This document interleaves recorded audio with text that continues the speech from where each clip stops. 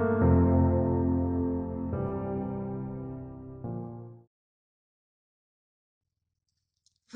and welcome back to Narrative Curiosity, the Teacher's Corner. So I made a decision to re-record these videos with a new setup, so hopefully they're a bit more crisp and clear for all of you out there, and we can concentrate on building our academic writing skills. So episode 1 is all about building the basic building blocks. I know this might seem boring and perhaps a little bit unnecessary for some people out there, but if we're going to write a good paragraph, we need to start by writing a good sentence. So, first of all, we need to make a point, and a clause is all about making a point. A clause contains a subject and a finite verb. It can stand by itself. Every sentence has to have one of those. And then we have the subordinate clause that adds information to the main clause. Subordinate clause is optional. It doesn't need to be in a sentence, but it can't stand by itself.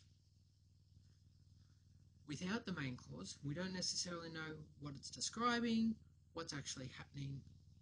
So that's why it's called subordinate. It is subordinate to the main idea, the main clause. So if we're then thinking about a sentence is that clearly expressed idea that has a main clause, a subject, and a verb or verb group. Now, we can be extremely simple with our sentences, and sometimes that's appropriate, particularly persuasive writing.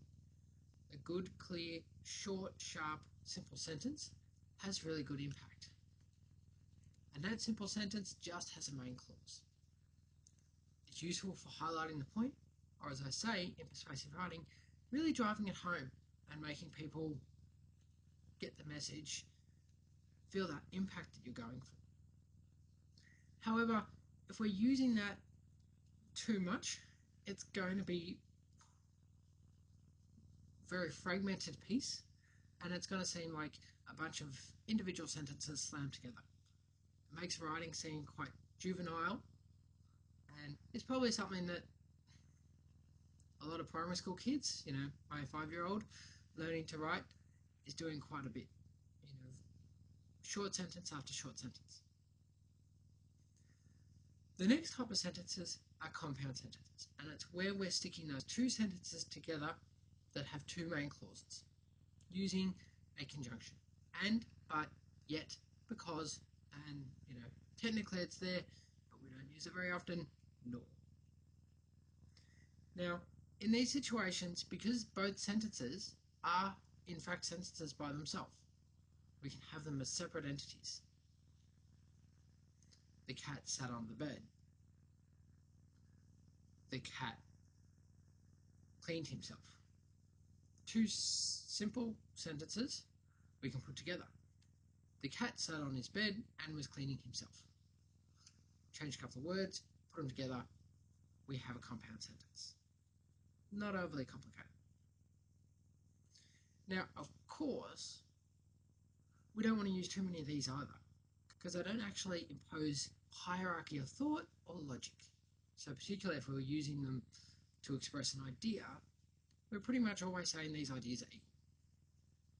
So particularly in essay writing or other forms of academic writing, they're not going to necessarily build complexity and depth to the point we're trying to make. They're only good for really bringing in 2 points together. But if we're writing creatively, might be good for some world building, some description, some additions of different characters, some statement of what's happening. But again, always trying not to overuse.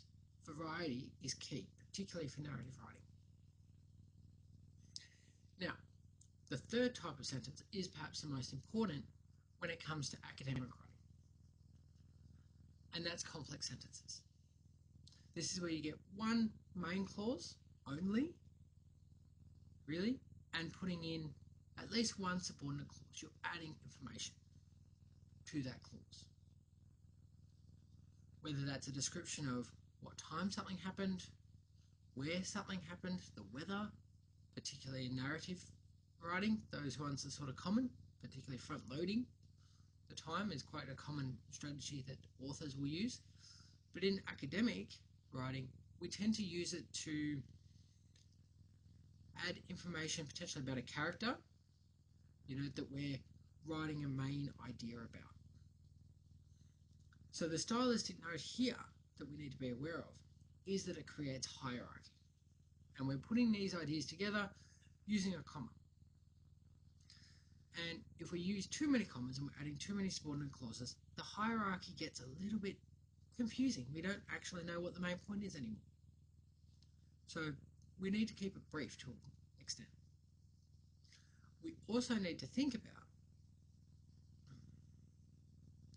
making sure the comma is in the right place so the order makes sense and actually communicates the idea we want to point out.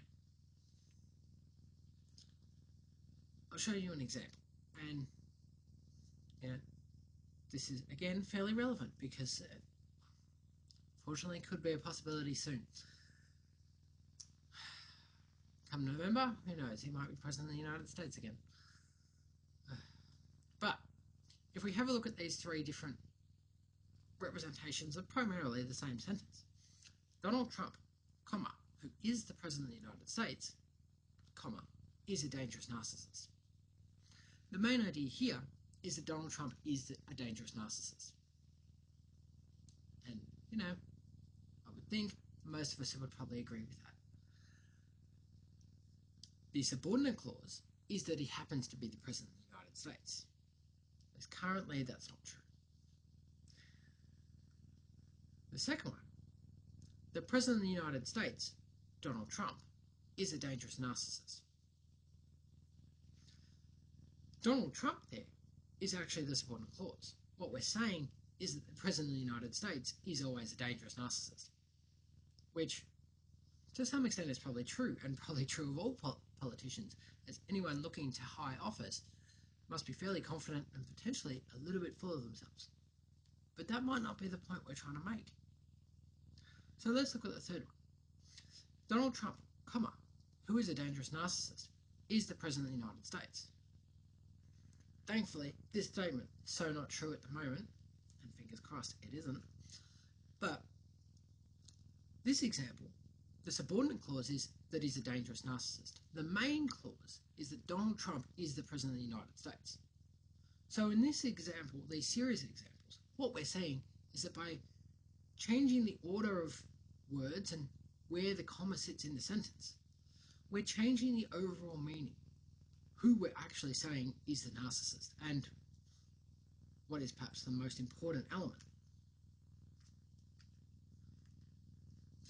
What does all this mean? When it comes to writing, and particularly academic writing, it's always about variation and combination. Now, as I said before, we don't want to use too many simple sentences because we don't want to be seen as childish or unsophisticated and lack flow. But they are really useful for making that point. And I already highlighted persuasive writing for that fact. But they're also good in academic writing, in your essays, for making a clear topic sentence, keeping them simple, direct, and to the point. I always tell my classes that the shortest sentence in your paragraph should be your topic sentence. We don't want to confuse what our argument, what our point is about. Now, those complex sentences add complexity and add hierarchy, give that meaning, logic. They're really good for building the idea. So they make up the body of our essay and the body of our paragraphs because they're building and adding information to our topic sentence. So simple sentences for clarity, complex sentences for, you guessed it, complexity. That's all today. Thanks for joining me, and stay tuned for episode 2, where we start looking at using those sentences to build an effective paragraph.